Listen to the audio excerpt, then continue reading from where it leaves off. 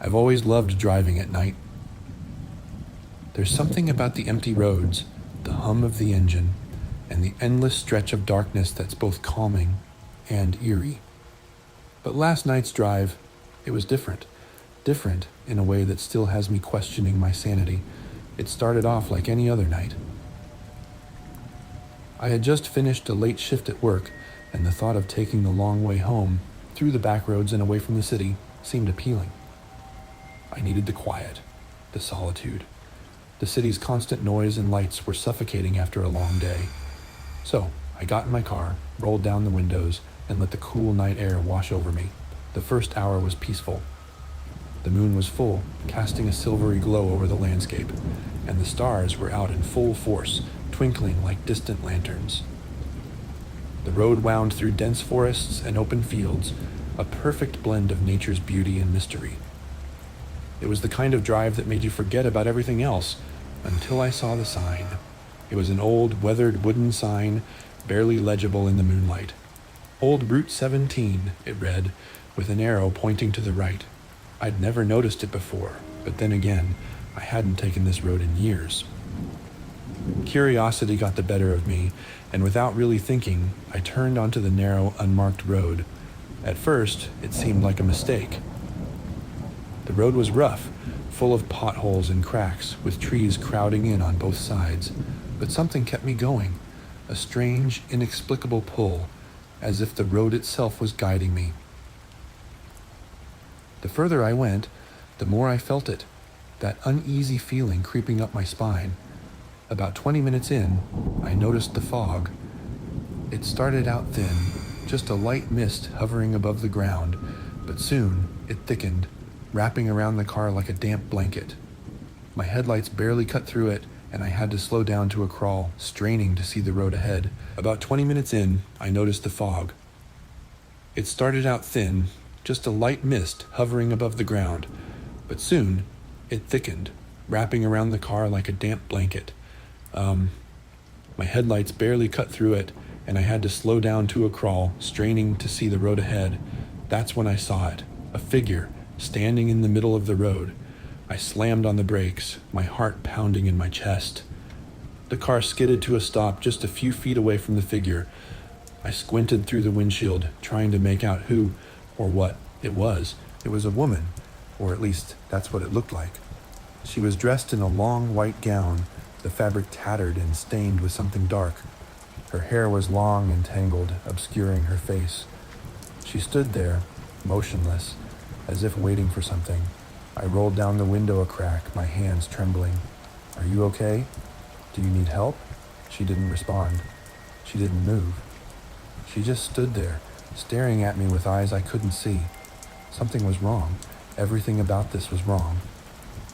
Every instinct in my body screamed at me to drive away, to get out of there, but I couldn't. I was frozen, trapped by the intensity of her presence. Then without warning, she started walking toward the car. Slowly, deliberately, one foot in front of the other, she closed the distance between us. I wanted to back up, to reverse out of there, but my hands wouldn't obey. They were glued to the steering wheel, slick with sweat. As she reached the front of the car, the headlights illuminated her face, and my breath caught in my throat. Her skin was pale, almost translucent, with dark circles under her hollow eyes. Her lips were cracked and bloodless, twisted into a grotesque smile that made my stomach churn. "Please," she whispered, her voice barely audible over the sound of the engine. "Help me." I don't know why, but something in me snapped at that moment. The fear that had paralyzed me turned into adrenaline, and I slammed my foot on the gas. The car lurched forward, but she didn't move. I swerved to avoid her, the tires screeching on the wet pavement, and sped off into the fog. My heart was racing, my mind a blur of confusion and terror. What had I just seen? Who was she? Was she even real? I didn't stop to find out. I kept driving, faster and faster, the road a blur of shadows and fog. But no matter how far I went, I couldn't shake the feeling that something was following me, that she was following me. I glanced in the rearview mirror, half expecting to see her standing there, but there was nothing. Just the thick, impenetrable fog, swirling like a living thing. I tried to focus on the road, but my thoughts were racing, my heart pounding in my ears, and then the car started to sputter. The engine, which had been running smoothly just moments before, began to cough and choke, as if something was clogging it. I glanced at the dashboard. The fuel gauge was full, the temperature normal. There was no reason for it to stop, but it did. The car rolled to a halt, the engine dead, the lights flickering out. I was plunged into darkness, the silence pressing in on me like a physical force. Panic set in.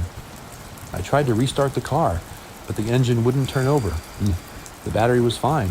The headlights were still on, but the engine refused to come to life. I was stranded in the middle of nowhere, with no cell service and no way to call for help.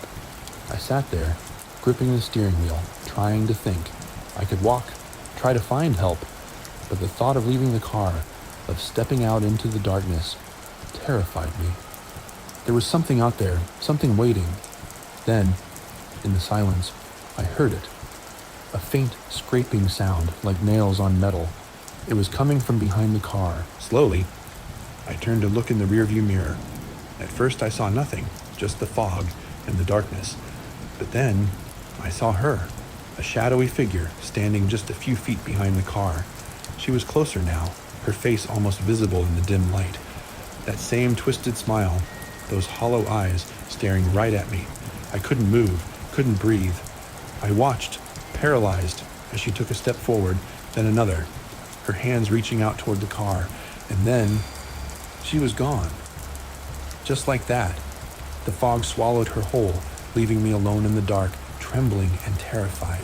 I don't remember how long I sat there, or how I finally managed to get the car started again.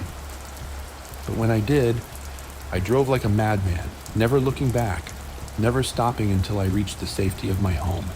Even now, I can't explain what happened that night. I don't know who she was and nor what she wanted, but I do know one thing. I'll never take that road again. Some roads are better left untraveled.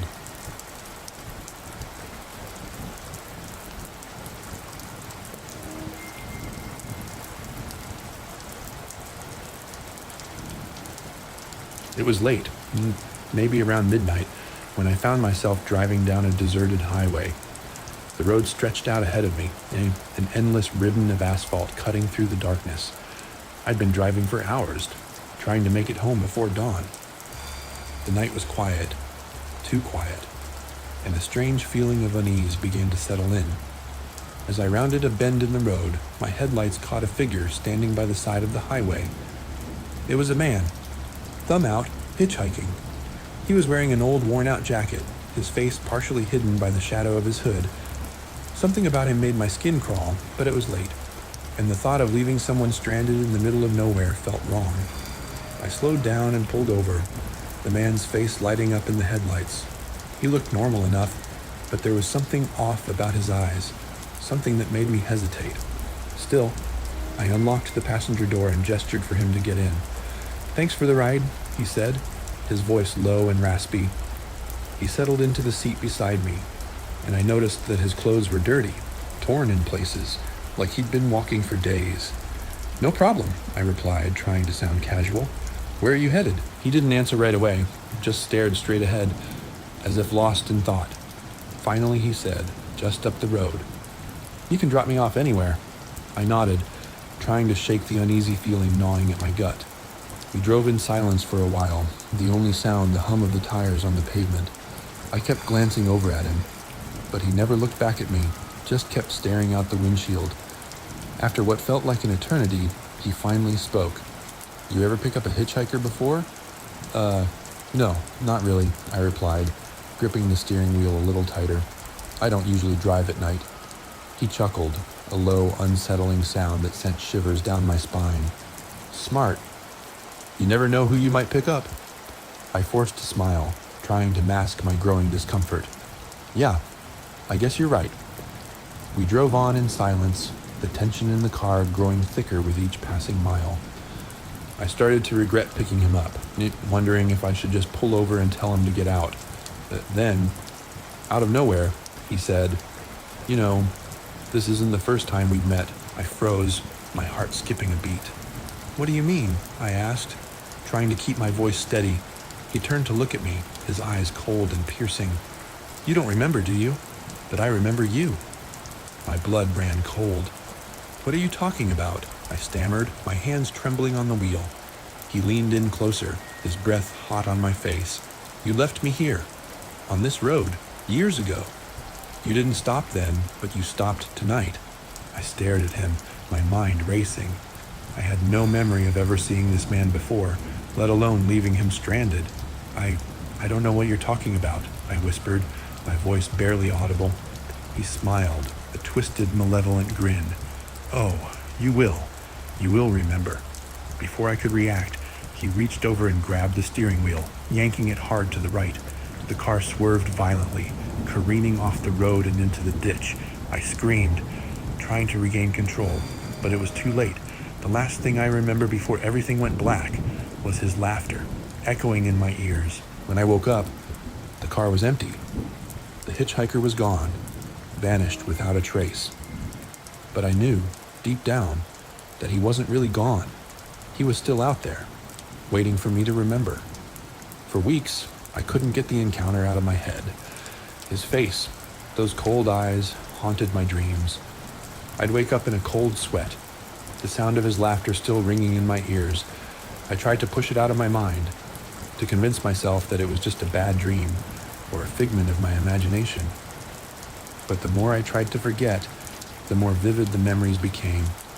One night, unable to sleep, I found myself back on that highway, driving the same route I'd taken the night I picked him up. It was a stupid idea, I knew that, but I needed to prove to myself that it wasn't real, that I wasn't losing my mind. The road was just as empty as it had been that night. The same stretch of asphalt, the same bends and curves, but this time, there was no hitchhiker, no sign of him anywhere. I felt a wave of relief wash over me. Maybe it had all been in my head, a hallucination brought on by exhaustion. I was about to turn back when I saw it, a sign, barely visible in the darkness. Route 19, it read, with an arrow pointing to the right. The same route I had taken before, the one that led me to him. Something inside me urged me to turn, to take the road again, to see if he was really gone. Against my better judgment, I did. The road was just as I remembered it, narrow, winding, with trees pressing in on both sides. I drove slowly, scanning the roadside for any sign of him, but there was nothing. Then, just as I was about to give up, I saw him. He was standing in the exact same spot where I had picked him up before, his thumb out, his face hidden in the shadows. My heart leaped into my throat, and I slammed on the brakes, coming to a screeching halt. He didn't move. He just stood there, waiting. I don't know why, but this time, I didn't feel fear. I felt anger, a burning rage that coursed through my veins. How dare he come back, after what he did, after the nightmare he had put me through. I threw the car into reverse, my mind racing. I wasn't going to pick him up this time. I was going to leave him there, just like he said I had done before. But as I started to back away, something strange happened. The car wouldn't move. It was as if something was holding it in place, something I couldn't see. I tried again, but the car wouldn't budge. I was trapped, and he was still standing there, watching me. Then, he started walking toward the car. Slowly, deliberately, just like before. I tried to move, to get out of the car, but I couldn't. My body wouldn't respond, as if I were paralyzed. He reached the car, and this time, he didn't stop at the window.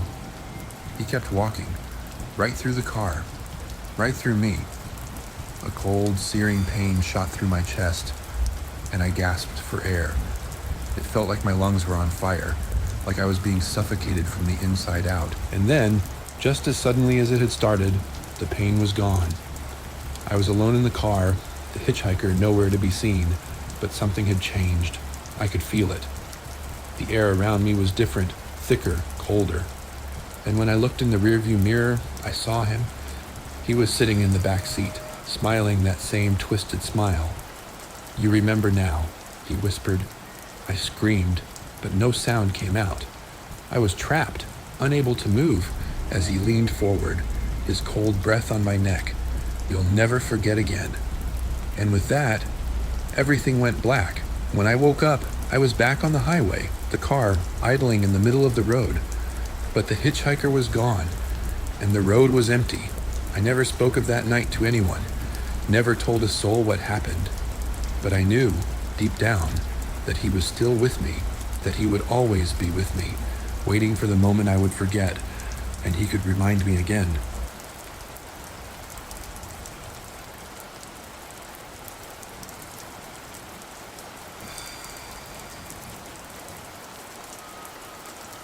It was supposed to be a simple drive, a quick trip through the countryside to clear my head.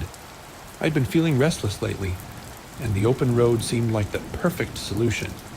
So I grabbed my keys and set off with no particular destination in mind. The sun had just dipped below the horizon, and the sky was a deep shade of indigo. I drove aimlessly, enjoying the solitude, the cool breeze blowing through the open windows. The roads were empty, not another car in sight, just me and the darkness. After a while, I found myself on a narrow country road, the kind that twisted and turned through thick forests and open fields. The moon was out, casting an eerie glow on the landscape. It felt peaceful, almost too peaceful. As I rounded a bend, I noticed something strange. The road ahead of me seemed to stretch on forever, longer than it should have. I glanced at the clock on the dashboard and realized I'd been driving for hours, yet I hadn't passed a single town, or even a sign. It didn't make sense. I should have reached the highway by now, or at least some kind of civilization. But there was nothing, just the endless road. I kept driving, my unease growing with each passing mile.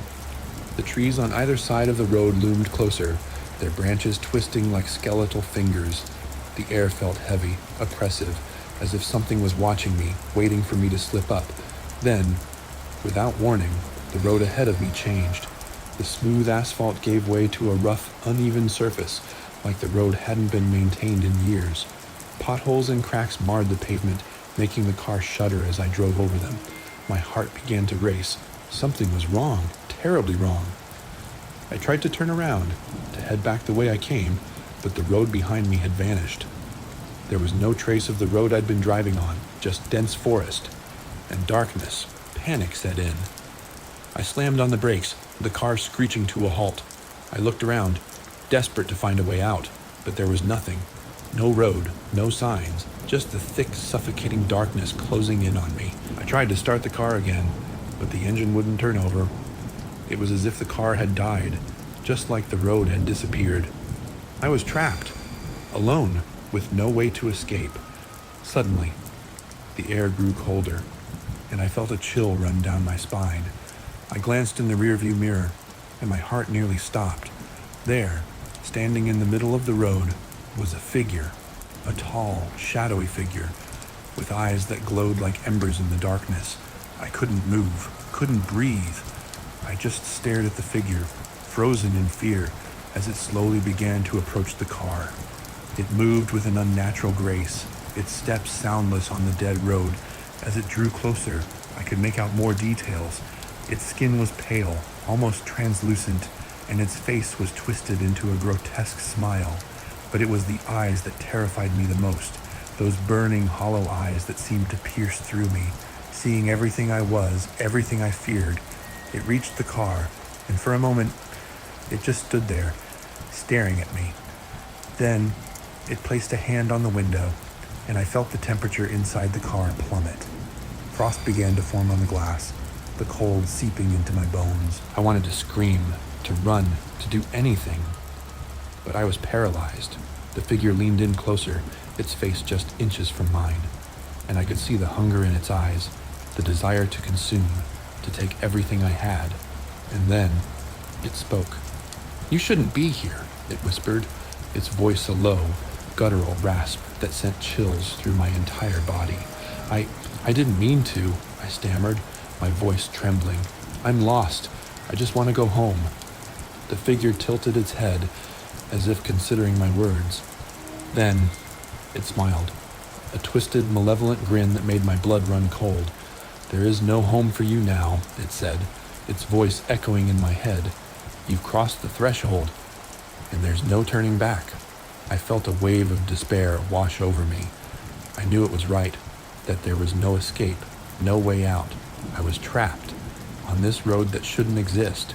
with a creature that had no place in this world. The figure leaned in even closer, its breath cold against my skin. "But don't worry," it whispered. "I'll take care of you." With that, it reached out and touched my forehead, and everything went black. When I woke up, I was back in my car, parked on the side of the road.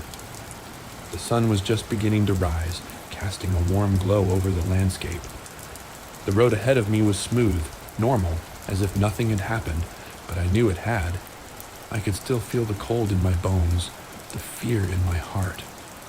The memory of that figure, its glowing eyes and twisted smile, was burned into my mind.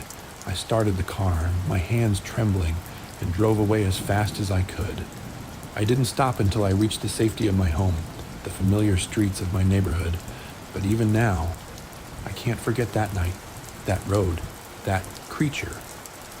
I know it's still out there, waiting for someone else to stumble upon it, to take that wrong turn. And I know, deep down, that if I ever find myself on that road again, I won't be able to escape. Some roads are meant to be forgotten.